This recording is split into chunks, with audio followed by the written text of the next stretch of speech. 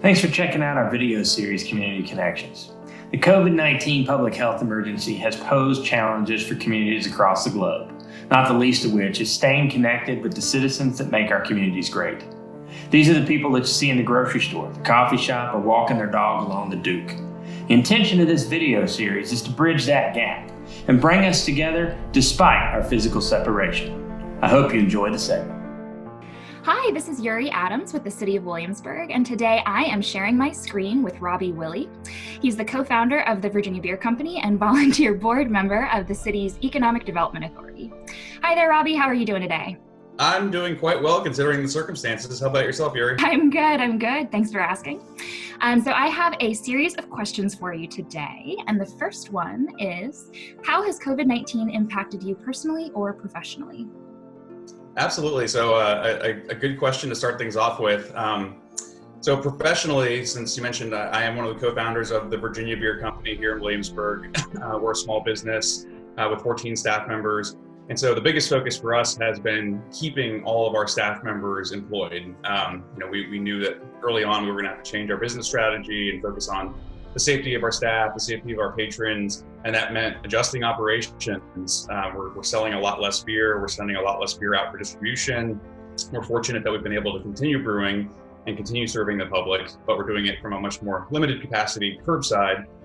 So fortunately, we've been able to keep all of our staff on, and so that's been the most important thing. But the change in operations, figuring out how to keep our staff on, how to keep the lights on, what resources are out there. I mean, we've all, every single person from those who are serving the beer up front and selling beer curbside, the brewers, myself, my business partner, our director of sales, all of us have to completely adjust our day-to-day focus in order to keep the business moving. And because the pandemic conditions have changed so dramatically week to week, it's really like learning kind of new side businesses every week. So we're really learning on the fly and just doing a lot to, be the best business owners we can be on my end, but be as focused on protecting our staff and our community. So on the personal side, I was supposed to be getting married at the end of May, and luckily I am still getting married. My fiance, Lindsay, has assured me that this is not an excuse to back out, but just a postponement of things. But we are doing the right thing and pushing the celebration into the fall in hopes that we'll be able to actually continue to celebrate with our friends and family who are scheduled to be here in Williamsburg with us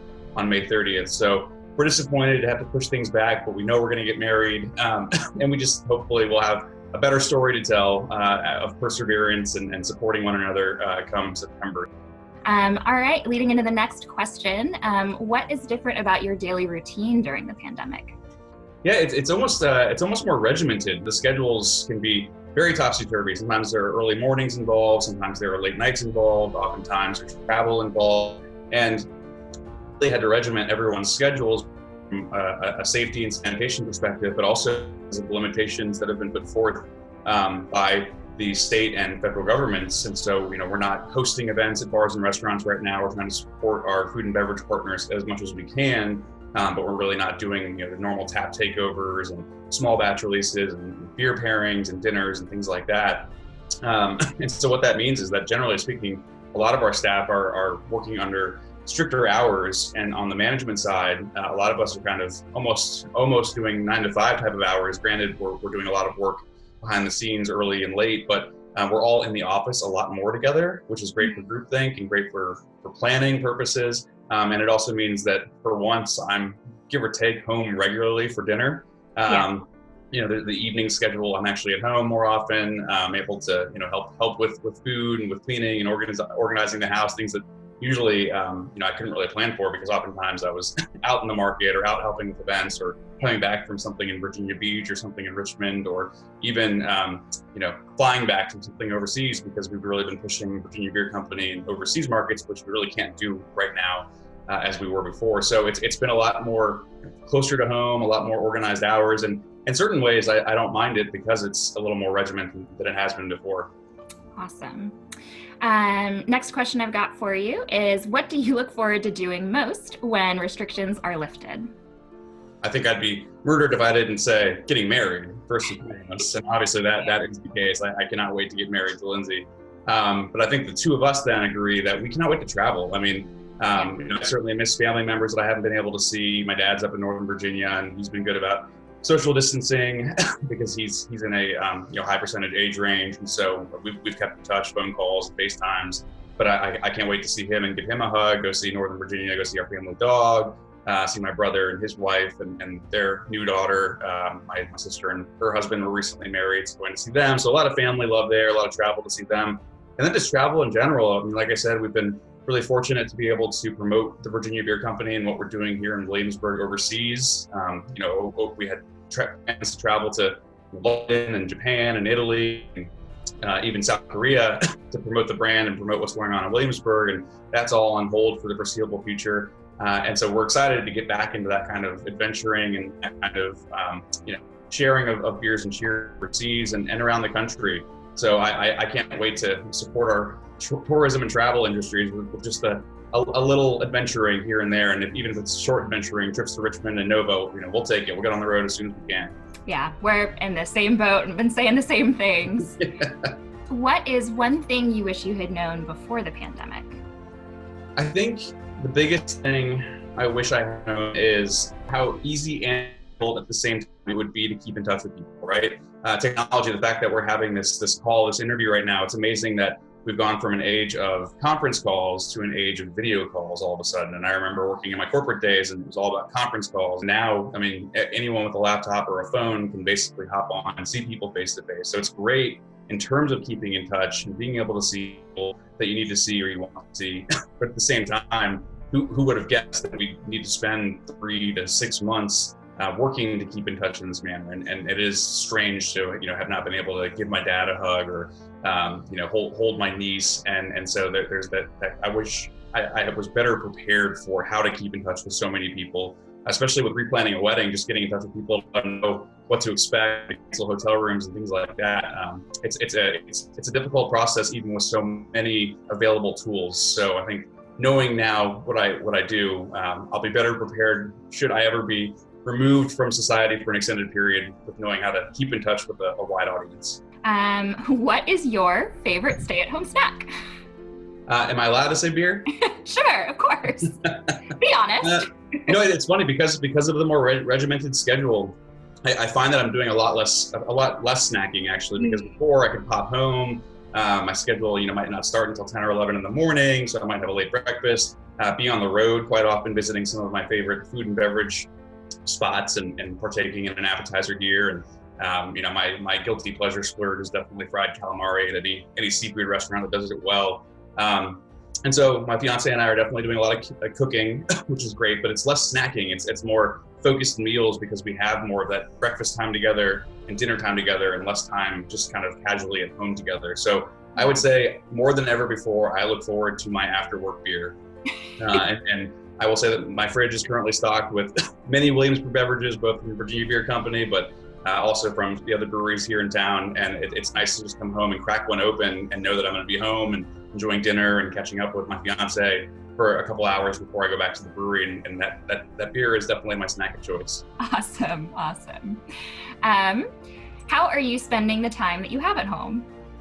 So it's been nice in the sense of, because of the fact that we've had to replan a wedding and we've had to focus on how to keep in touch with Lindsay's family and my family and friends that we don't get to see as often. It's been nice to have that time. So we've definitely been doing Zoom calls. We've definitely been doing a lot of organization, trying to get as far ahead of the new wedding plans as we can. And we're actually, it sounds kind of cute, I guess, but I'm really enjoying it. We've been taking daily and nightly walks. So obviously the gyms are closed. I try to get out and go for a jog when I can. But really, we get home, might have dinner, and then we decide to go for a walk, and we're out either in Newtown where Lindsay lives or downtown where I live, and walk the campus for an hour, or walk the Newtown paths for an hour. And it's been really nice. It's a great way to catch up with one another, and it's a great way to wind down and get a little bit of exercise. But those walks have, I think, been my favorite part of the social isolation. That's awesome. All right, real hard-hitting question here. Do you prefer cornbread or biscuits? So my answer is biscuits, and I'll just give a quick anecdote here. My dad makes an amazing homemade chili, right? It seems like such a dad thing to make. He makes a great homemade chili, and with that, he makes a great homemade cornbread, and he always sprinkles a little bit of shredded cheese into the batter before he bakes it. And it's not so much cheesy cornbread, it's just cornbread with a little bit of cheese. But that cornbread, however he does it, it's the right balance, and it's such a great compliment to a warm bowl of chili. So I would say, sentimentally speaking, my dad's cornbread is amazing, but I'm a savory type of guy. I definitely like savory over sweet, and I love the Red Lobster cheddar biscuits. And luckily, many of our local food stores carry the mix. And so I have been lucky enough to come home and find fresh baked cheddar bay biscuits waiting for me on more than one occasion. And I've done my best to try to share those with staff members. I know some of our staffers also appreciate that specific dish from Red Lobster. So I think it's a shared enjoyment, and I look forward to more of those in my future. It's a good answer. I like that. Second to last question, what about Williamsburg's community are you most proud? I am incredibly impressed with how quickly everyone has come together, and I give full credit as a part-time city resident right now, soon to be full-time city resident, someone who volunteers for the city, seeing how you and the city staff have come together in particular. There's been so much information provided. The city council has done a great job, I think, providing information about resources on city websites, about resources on state and federal websites, about providing information for those in need, information for those who have services taken care of at home, even trash pickup, little things like that. There has been no lack of information, and I feel like that makes residents like me feel safe and feel like we're working with partners who are looking out for us. So I think that's been really great to see. And then as an extension of that, just the way the community has come together to provide support. I mean, the Williamsburg House of Mercy serving so many people, the Williamsburg Community Foundation giving money to so many worthy nonprofits, businesses doing their best to give back, whether it's food banks so they don't waste any food while they're adjusting their curbside operations, fundraisers, breweries, restaurants, bars, nonprofits partnering to promote one another, even not just on social media shout outs. I think the community can see there's a genuine appreciation for what everyone's trying to do in their own way to support the greater community and support their neighbors. And I think in the city and the counties, it's been really impressive to see people come together and for the most part genuinely want to do everything they can to help everyone be safe, help everyone be taken care of, and get back to us normalcy. Absolutely. Awesome. Thank you for that. Last question, what is one thing you want Williamsburg to know?